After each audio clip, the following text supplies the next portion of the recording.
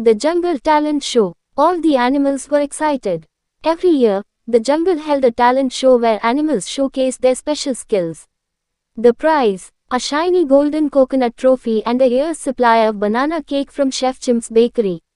Leo the lion, the self-proclaimed king of rhythm, was practicing his drum solo on hollow logs.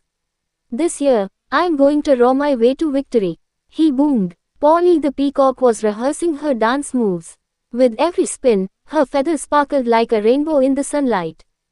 Gary the giraffe was painting with his long tongue, dipping it in different fruit juices and creating beautiful artwork on banana leaves.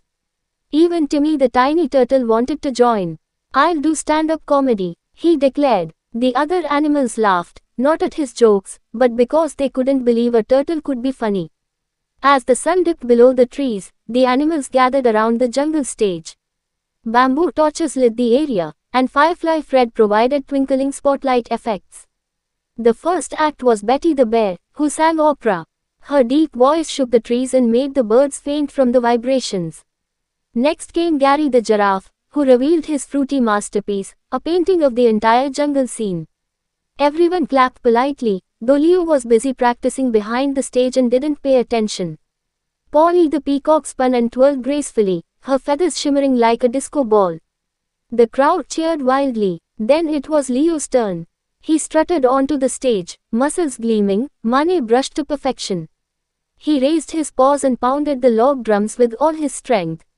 Boom boom bam bam boom.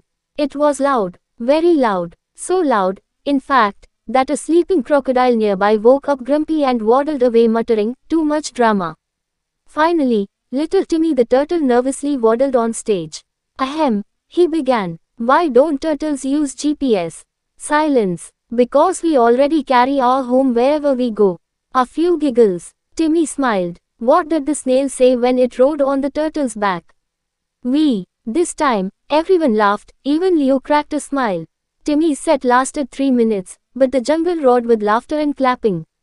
The elder owl, Professor Hoot, stood up to announce the results. In third place, for the most elegant feathers and delightful dance, Polly the peacock. Polly bowed gracefully. In second place, for artistic creativity, Gary the giraffe.